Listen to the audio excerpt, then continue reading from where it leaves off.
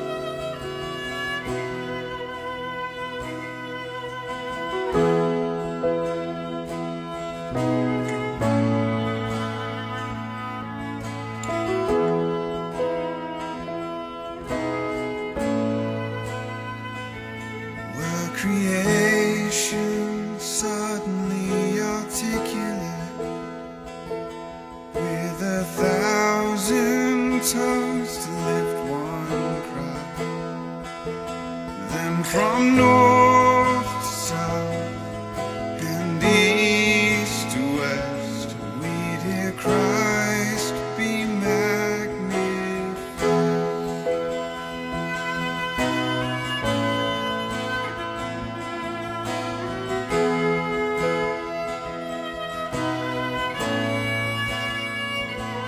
Where the whole earth echoing his eminence,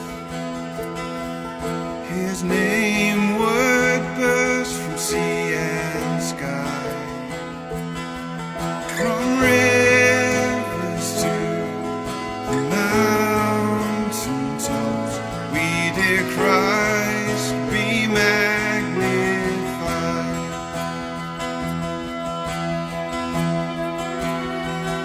Singing, oh, Christ be magnified. Let his praise arise. Christ be magnified in me. Oh, Christ be magnified from the altar of my life. Christ be magnified in me.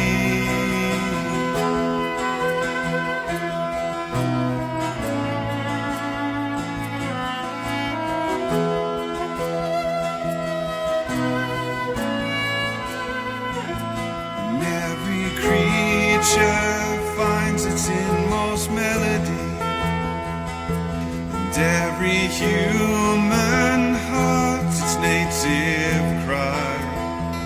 Oh, then in one enraptured hymn of praise we'll sing, Christ be magnified. Singing, oh, Christ be magnified. Let his praise arise. Christ be magnified in me. Oh, Christ be magnified from the altar of my life. Christ be magnified in me.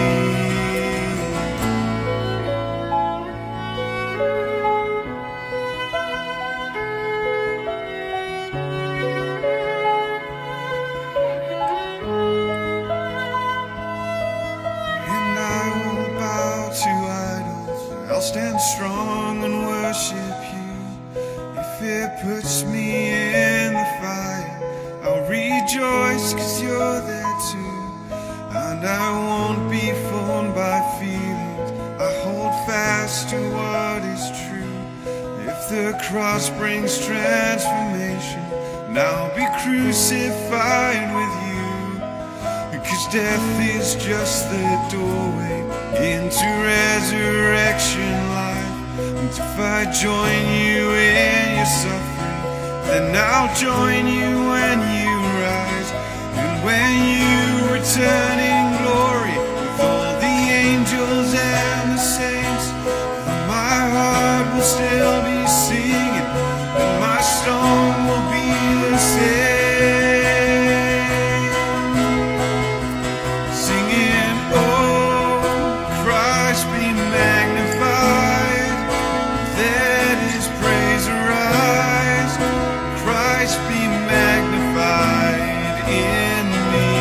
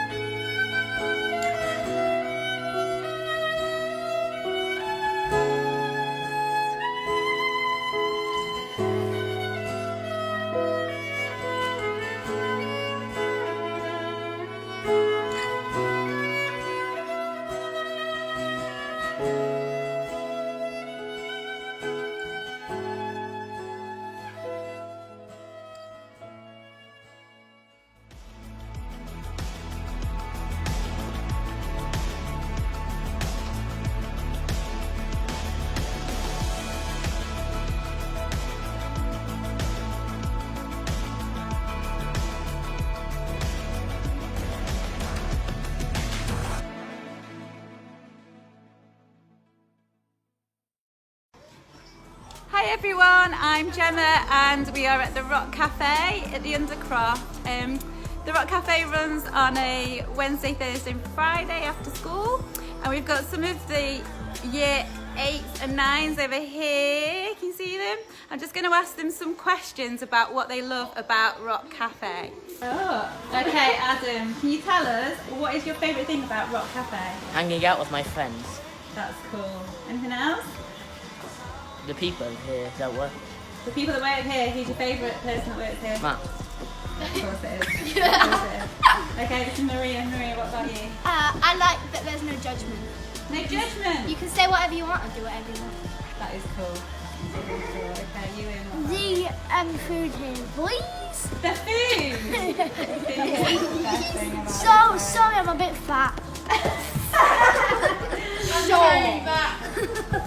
Okay. What's your favourite thing here in the Rock Cafe? Well, I like seeing my primary school mates because I don't go to like high school with them. Yeah, that's really cool, isn't it? So you get to hang out with all your old primary school friends. That's brilliant. Okay, Luke. I like the fact that it's just one of the really best places to just go and chill with your friends. Fantastic. What about you? I like getting to see all my friends because I don't always get to see them at school, and I like all the people here. Fantastic. So do we all love the Rock Cafe? Yeah. So we love the Rock Cafe. We love the Rock Cafe.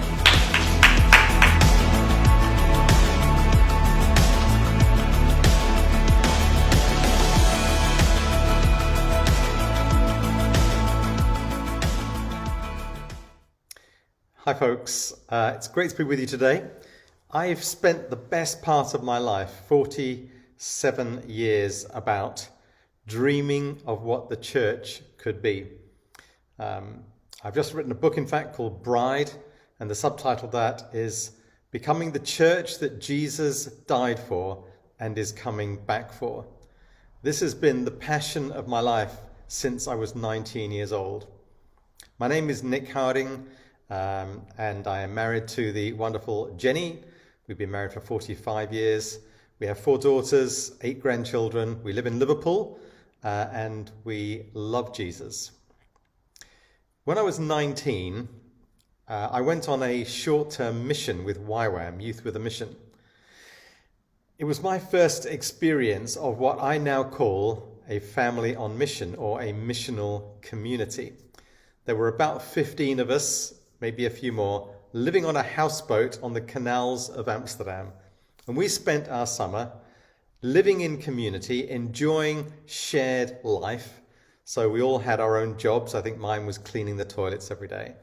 We'd come together in the middle of the morning. We'd spend time in worship, opening the scriptures, discovering how to become more like Christ as disciples, as followers.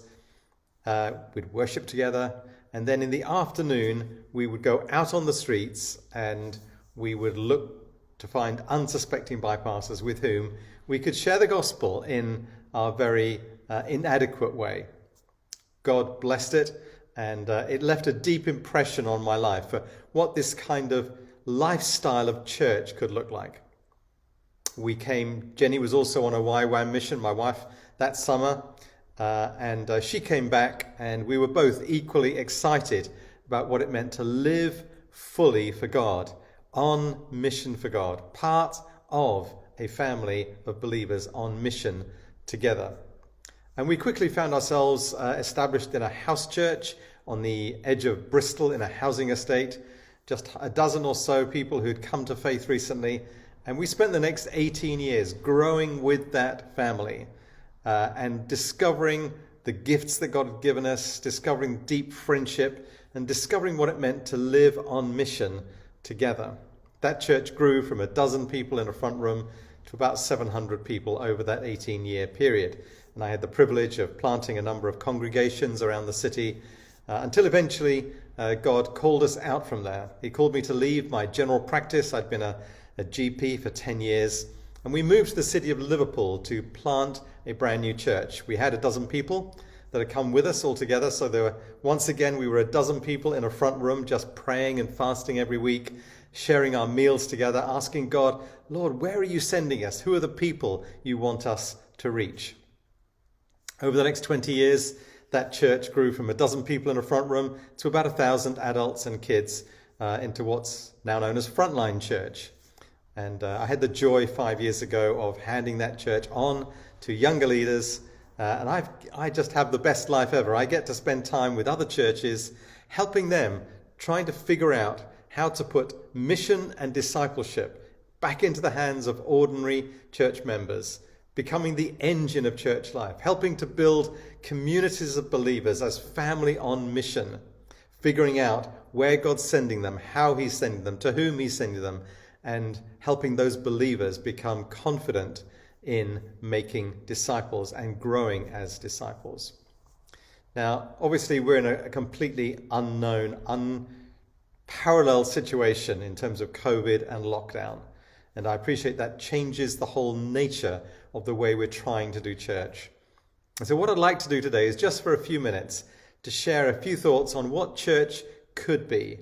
And obviously, we have to put that through the grid of COVID, whilst also looking towards the future and what we really want church to be like. One of the deep convictions I hold, which has grown over many years of church leadership and helping other churches, is that we generally need to move, if you think of a needle on a petrol gauge, we need to move the needle from gathered, which tends to be the dominant emphasis of church life, the Sunday gatherings, towards scattered. So what would it look like for the church in the other 166 hours in every week that they were not in a Sunday service to live as missionary disciples in communities of believers, living out the lives of those who are sent into the world on a daily basis, moving from gathered towards scattered. The gathered is still great, we love that, but actually it's probably time that we started to put more of our emphasis, more of our resources, and more of our spiritual energy into what happens outside of a Sunday gathering. At the moment, we're under this rule of 6, and that's the best for many parts of the country. Like in Liverpool here, we're under even stricter lockdown, but within the rule of 6, you can meet in person, 2 to 6 people, and it's amazing how much mission and discipleship activity could take place in groups of 2 to 6, and obviously we're also meeting online, and that's been a great blessing despite the restriction, to be able to do that, to connect with each other online, not only for Sunday services, but also in our smaller, mid-sized groups. Now, let's just go back for a moment to the early church, because I think we've somehow lost our way since the glory days of the early church, from Jesus' death and resurrection and the Pentecost in the upper room through to the early 300s. So for about 300 years of church history, the church was an unparalleled, rapidly growing graph. It was multiplying. It had this factor of multiplication going on, so much so that from the 120 in the upper room, over the next 300 years, it grew to 20 million people all across the Roman Empire. So much so that Emperor Constantine ultimately gave in, basically said, if you can't beat them, join them, stop persecuting them, made Christianity the official religion of the Roman Empire, which was probably the worst thing that could have happened for the church.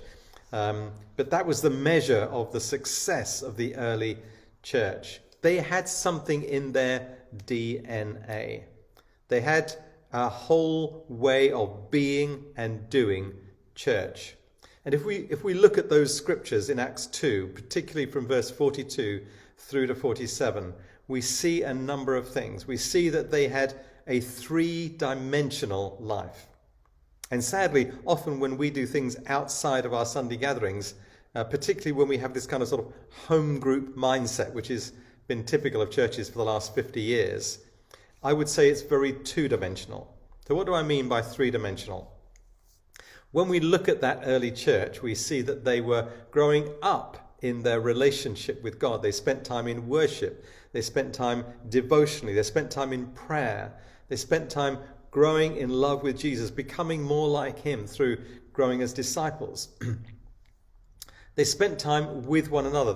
They went from house to house. They shared their meals together. They broke bread together. There was an inward dimension to their life together. They were the house was a very, very important part of their shared life experience. But there was also an out dimension. They actually saw many people coming to faith. At the end of this section it says, and those who were being saved were added daily to their number. There were signs and wonders taking place. People were coming to faith and joining themselves to them. They were three-dimensional, up, in, and out. It's a very simple way of thinking about what should the DNA of church actually look like.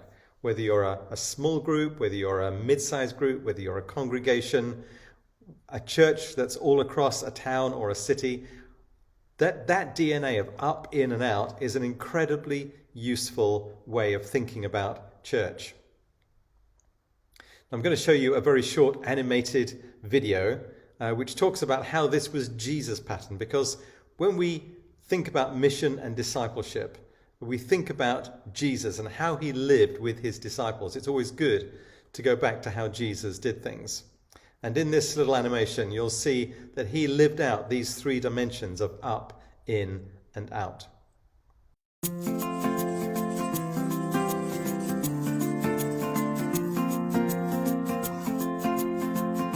To be a disciple means we're learning to be like Jesus, growing in his character while learning to do the things he could do, developing his competencies. It's about character and competency. To do this, we increasingly pattern our life after the life of Jesus. So one of the questions we have to ask is how Jesus would pattern his life if he had your job, if he had your personality type, your family situation, lived where you lived, or made the same amount of money that you make. When we examine the life of Jesus in the Gospels, what we see emerge is a particular way of relating to the world around him. He is very intentional in how he used his time to invest in certain kinds of relationships. It's the pattern of his whole life and ministry. Put another way, Jesus had three great loves that his entire life oriented around. In Mark 9, 2-29, we see Jesus go up a mountain to pray. But this wasn't abnormal for Jesus, was it? Throughout his life, he was constantly getting away from the crowds and everyone else to spend time with his first love, attending to the upward dimension of his life, his relationship with his Father. We then see him come down the mountain and run straight into the people he's investing his life into, his disciples. Jesus was never ambiguous about who his spiritual family was. In attending to the inward dimension of his life, Jesus spent more than 50% of his time with just his spiritual family and no one else. But then, he steps out into the full brokenness of the world, driving out an evil spirit from a troubled boy. Jesus attends to the outward dimension by dealing with sin head on.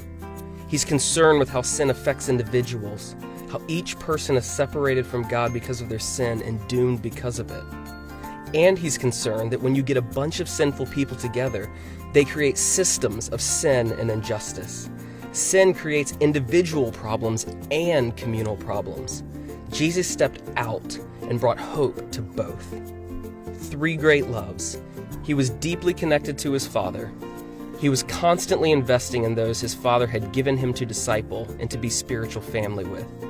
And he entered into the brokenness of the world with good news and asked for a response individually and communally. To be disciples of Jesus, we pattern our life in the same way that Jesus did, up, in, and out. Most people are naturally good at one. They're okay at a second, and they're fairly bad at a third. But rather than simply playing to our strengths, we commit to be learners. The invitation of Jesus is to pattern our life after his, to learn his ways, and to let his power be made perfect in our weakness. But we also recognize that because a collection of Christians is the body of Jesus, we want the full expression of Jesus, not just parts of it, so that these three dimensions saturate community life as well.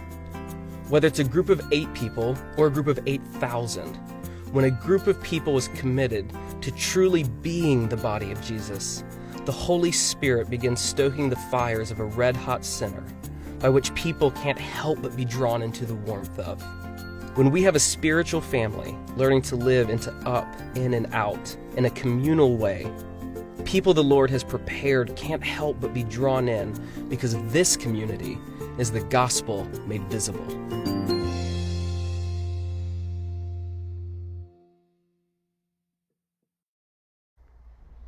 So this was the pattern, not only for Jesus, but also to be the pattern, the DNA, the core values for how we do church at every level of church life. And we want to get away from the two-dimensional home group mindset, which just gathers together for coffee and fellowship, does a bit of Bible study, maybe a bit of prayer, and then all go home again. What's missing from that? It's got a bit of the in, it's got a bit of the up, but it doesn't have any of the out. And I think the most vibrant groups that I've ever seen are ones that have a clear, strong, well thought through and activated out dimension. In other words, they have a missional component to them. Kairos Connection, which is the organization I help to lead across the country, has a number of training tools. One of those is a training tool called Inside Out. It's an 8-week course helping existing home groups that have that sort of two-dimensional mindset become three-dimensional, become missional in their focus and their purpose. And I'll share just a few thoughts as to how that can work in a moment. But imagine your groups are like three-legged stools, up, in and out legs. You need all three legs for a three-legged stool to work. If you take one away, what happens? The stool falls over. You can't sit on it. It's completely unstable. And my experience of working with churches that just run home groups that are two-dimensional is that they run out of steam and people get bored and they're looking for more excitement and fewer people turn up and they have a limited lifespan. And generally people, once they've gone through the excitement of getting to know new people and doing some new things and running the latest online video Bible course, whatever it might be, eventually they run out of steam because they lack purpose. Daniel Pink talks about 3 motivations for life.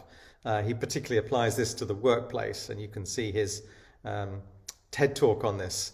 He talks about autonomy, having enough freedom to figure out how we are going to do this thing. Mastery, being skilled and equipped and good enough to be successful in that thing. And purpose, the thing itself has to be of value and purpose. Autonomy, mastery, and purpose. Now, the purpose part of our small groups and our lives is the missional purpose. Jesus was very clear. He said, "The Father sent me, and as the Father sent me, I send you." John 20:21.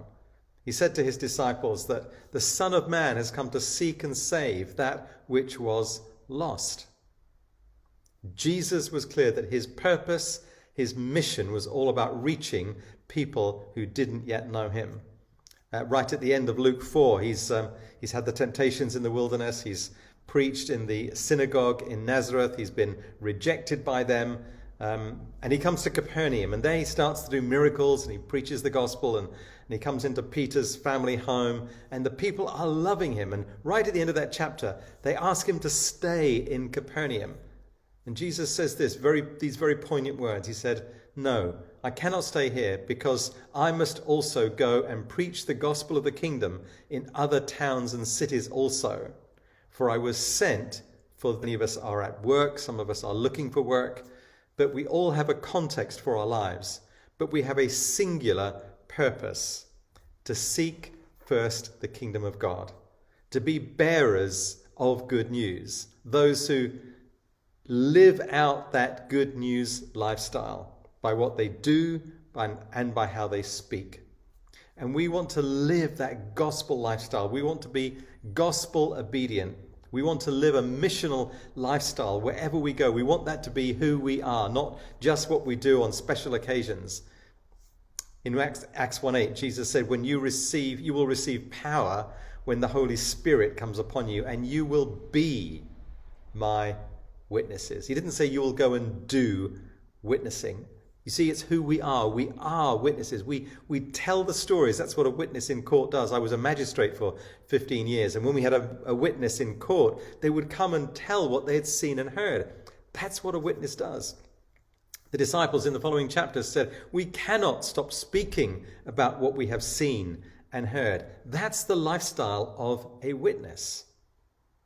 Paul said to the Corinthians that you are, or we are, his ambassadors. It's who we are. We are those sent from one kingdom into a world that has yet to discover the love of God and the purpose that he has for every human's life. This is our purpose. It's a missional purpose.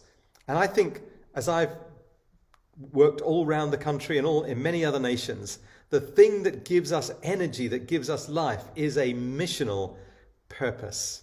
And so we want that missional purpose to be part of our small groups and mid-sized groups' lives. And so we want a three-dimensional life personally, of up, in and out, but we want that DNA to be the DNA of our groups as well.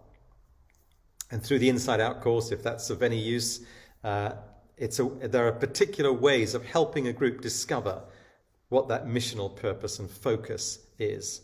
Let me just leave you with these two suggestions in terms of how you form groups, and it may be something that you want to think about for the future. I think the two really good questions to ask are, one is, to whom am I sent? In other words, where is God sending me? Where is he calling me? Who are the people he's calling me to reach? And the second question is, with whom am I sent? Because that's my spiritual family, that's my tribe, that's my team who I am being sent with.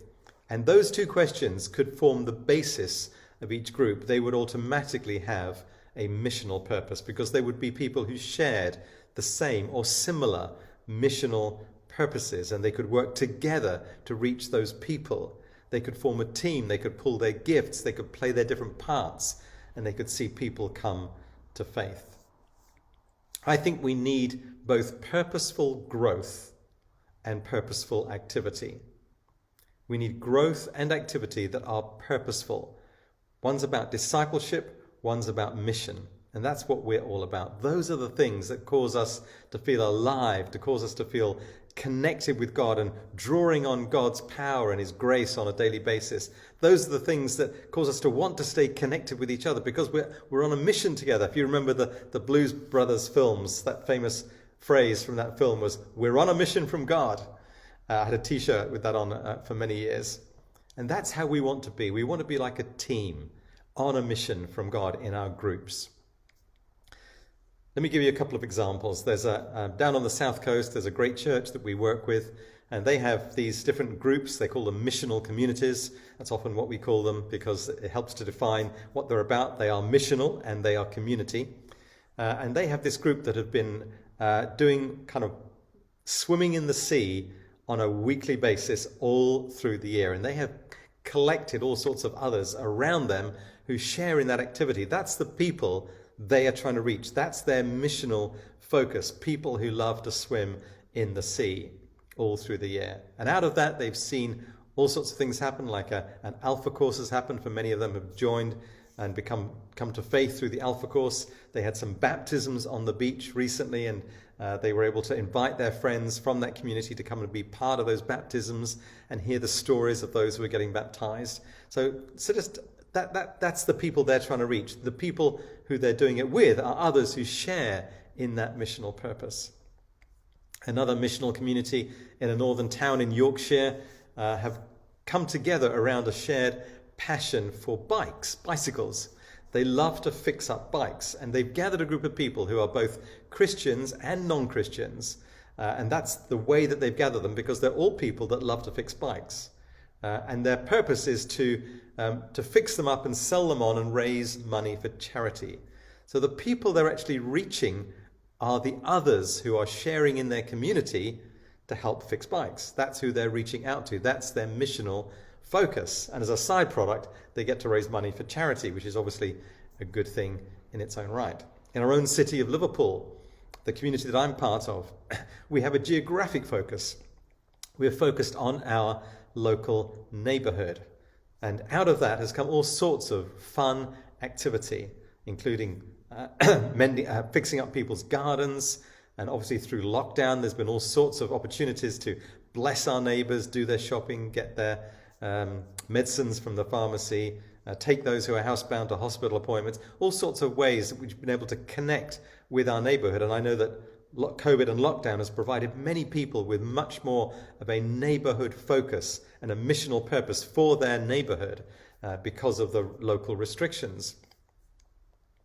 And so one of the couples in our community decided to start to connect with their neighbours who backed onto their houses, and there was an alleyway going between the houses, and so it was a derelict alleyway. It had full of rubbish and bins, and they just started connecting with neighbours who they'd never spoken to before. And they said, "Look, we're restricted, we can't go out, but we could clear our alleyway, couldn't we?" And so a whole bunch of them, both Christian and non-Christian, started to clear it out, and they made an amazing space. They got stuff from skips that they upcycled, and they made this beautiful place in which they and their children could hang out. They've had parties there. They've even created a screen they could watch films there together. And it was so inspiring that the local paper got hold of it. Then the Guardian newspaper got hold of it. And then ITV and BBC came to do some filming there. And it all started because they were focused missionally on their neighbourhood and asking, how could we reach our neighbours? So another thing that we've done as a community is litter picking. We've gone and been involved with the local neighbourhood group called Love Wavertree with regular monthly litter picks. One of the girls in our community was organising the litter picks. Again, it's not just Christians, it's Christians and not Christians together, building a shared sense of community. And into that, we can then also bring gospel conversations. And just recently, I had an amazing conversation with a young man from that community who opened up spiritually very quickly to me. And as a result of that, he's been coming around our house before we were in extreme lockdown, sharing meals with us, starting to do some discovery Bible study with me. And I've had the joy of beginning to disciple him as a new believer just in the last few weeks. It's been amazing. But it all comes because our community, our missional community, has a missional focus. And in our case, it's our local neighbourhood. And that drives what we do. So yes, we do prayer. Yes, we do. We look at scriptures together. Yes, we pray together. Yes, we worship together. But we are focused and formed by the shared mission focus. So these are just some examples of how a three-dimensional group can be great fun. It can be fruitful, and it's a way of doing groups that means people want to stay together for the long haul. Of course, the groups will grow, and so new groups will get spawned off them. And we start to get this multiplication effect, a little bit like the early church, who grew primarily through 300 years of growth, through house churches expanding, multiplying, planting out, and sending. What an amazing DNA that the early church had. Wouldn't it be fantastic if we were able to also embrace that DNA of up, in and out, of groups that had a mission focus, where we came together on that basis. We understood to whom we were sent and with whom we were sent. I hope and pray that your dream for church perhaps goes up a few notches. And as you start to dream about what church could be, God will start to impart to you something of that mission focus that he might be giving to you and your friends who want to do life together. God bless.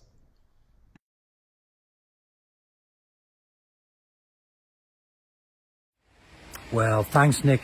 That challenged and Very, inspired. very inspiring. Yeah, and I hope it challenged you as well. If you're Yes. watching this and you're involved in a local church somewhere, Yeah. maybe not even in this nation, further afield. We so need this, don't we? We do. I think this is a prophetic word to our nation. And I wonder if I can take a moment just to read out from the back of the book and what Nick says about the book. Let me just read this too. It says, "I see many churches doing their best with what they have, but somehow not quite fulfilling their own hopes. Could it be that we've lost the heavenly template and substituted it with a man-made commercial model of church that we hope will give us the same kind of success? Many years of asking tough questions and exploring different ways of being and doing church have led me to a vision for the bride of Christ. I am living for the church that Jesus died for and is coming back for. I invite you to join me on this journey." Wow. And Life Church, today we invite you on a journey of discovery A mission.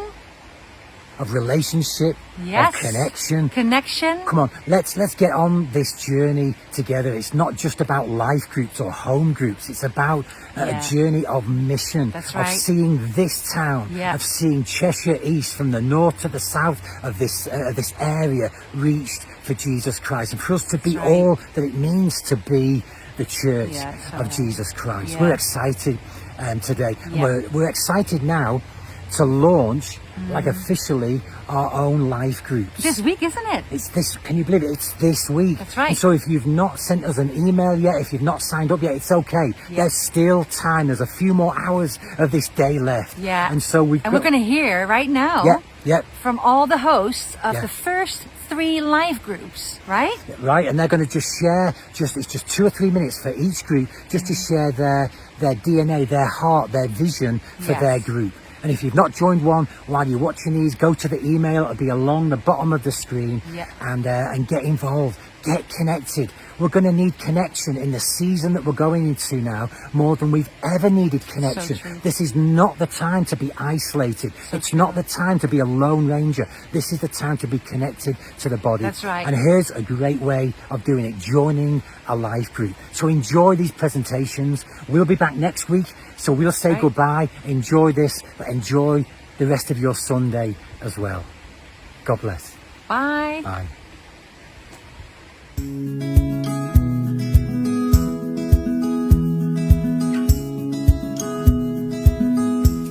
Hi everyone, this is just a short message from the hosts of 360 Life.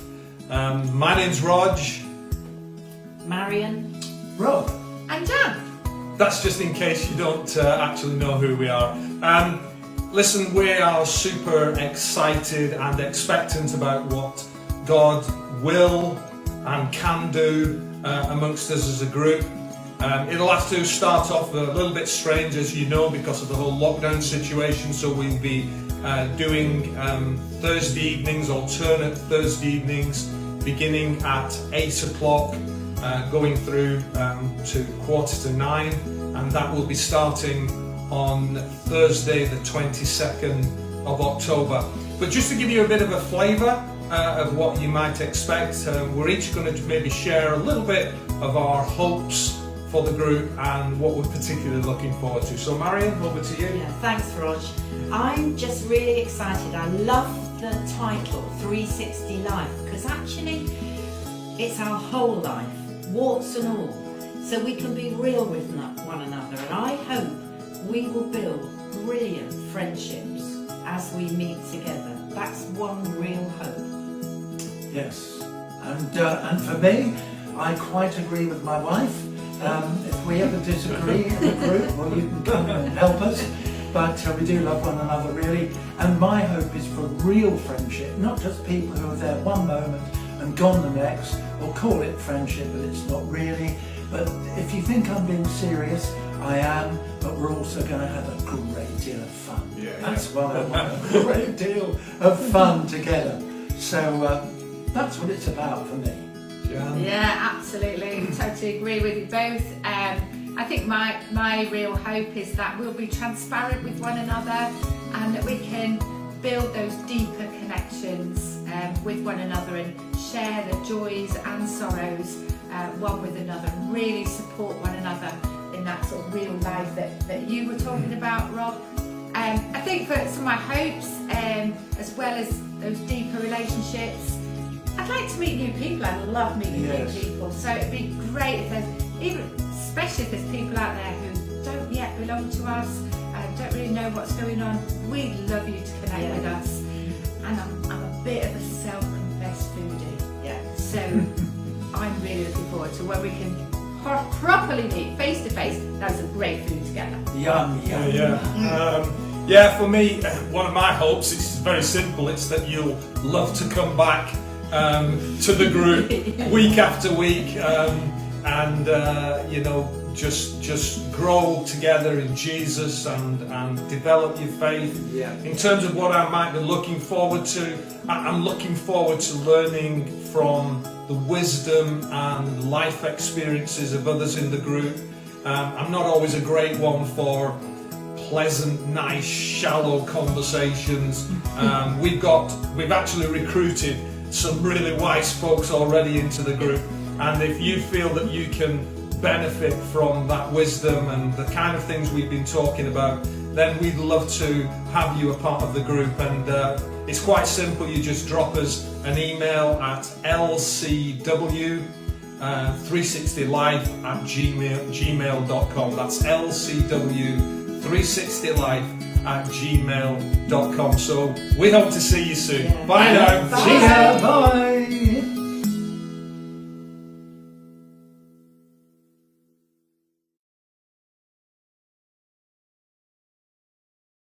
To tell you about when I was a young boy. I must have been 2 or 4 months old at the time. I didn't really know what I wanted, and if I did, I wouldn't have been able to tell anybody because all I could do was get over it. So I sat there in the high chair, thinking one day, looking at my tray and thinking. A quick Google search will tell you that there are at least 38 well-known Bible references to bread. Here are a few. The people of Israel called bread manna.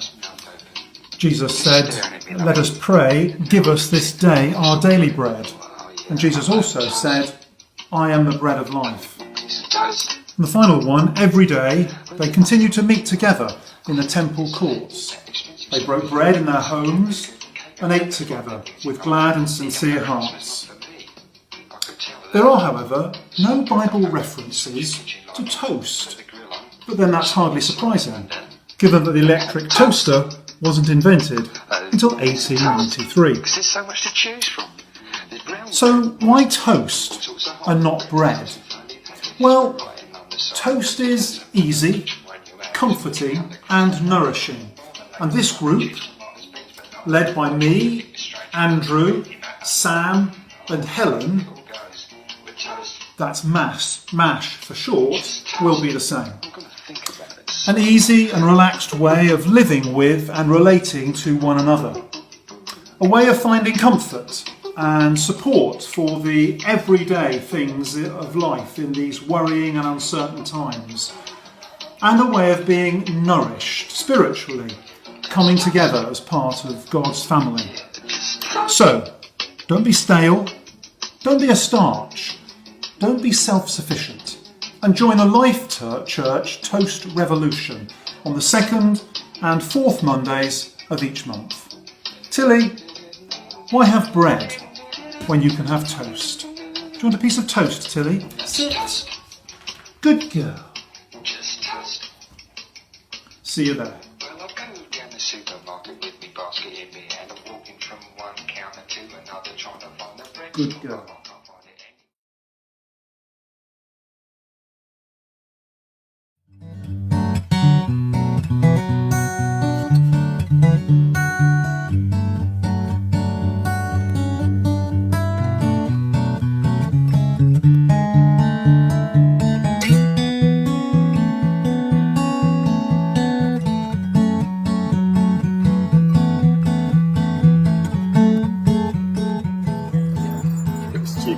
If I do say so myself. I thought you wrote it. No, you. Oh, was it me? Oh, that's quite good. It's not like better moments. Busted.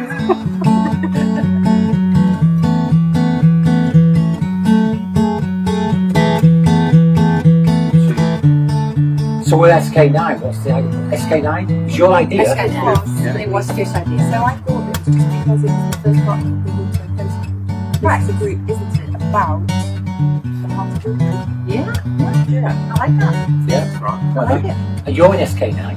We're in We SK9. We live in SK9 We are since... SK9. Oh. We are the SK9ers. Yeah. Of course, the K9 bit Yeah. plays nicely too. The dogs. That's right. With the Nice group little of play dogs. on words there. Oh, people are going to love it because we have dogs. Where's the Yeah. one dog? We're the ones. No, it's not Oh, camera. because there's Good timing. So what's like the main thing about our group then? I think it's that, isn't it? Having a bit of fun. Yeah. It's Relaxing fun. together. Yeah. Being Food real with each other. when we can, Oh, food. when we're allowed again. Yeah, I can't Yeah. wait for that. I mean, this is a great place as well. You've got a great place just here. You can't wait for the weather to come round again and be able to do this. Yeah, exactly. Or to have like more winter warmer, bonfire type treats together. Yeah. I can't wait. Get the fire pit going. Yep, I can't sure. wait. As soon as I possibly can, that would be hot. Yeah. So what else do we want this Christy typifies this group? Is it not fun and fellowship? Fun and fellowship, fun and friendship. Food. And food. I was waiting for you That's to throw right, it. yeah. I didn't want to be the one who said food. Yeah. That's right. And conversation. Yeah, I think that's right. I mean, we've just noticed so many people just like with a sense of moving connection. Yeah. At the moment. I think this has come just at the right time. Yeah, that's fun. Yes, definitely. Yeah. It's so isolating. Yeah, it'd be nice to have. So needed, isn't it? Connection. I mean, I do wonder whether it's just the pandemic brings that to the foreground. I think, because Roger talked about this today, didn't he? That actually we were created for relationships. Yeah. And actually that's what it's like. Yeah, all about. Yeah. So indulging, I guess. It is. Being real with each other. SK9. SK9. Yes, SK9. Come on. Yes.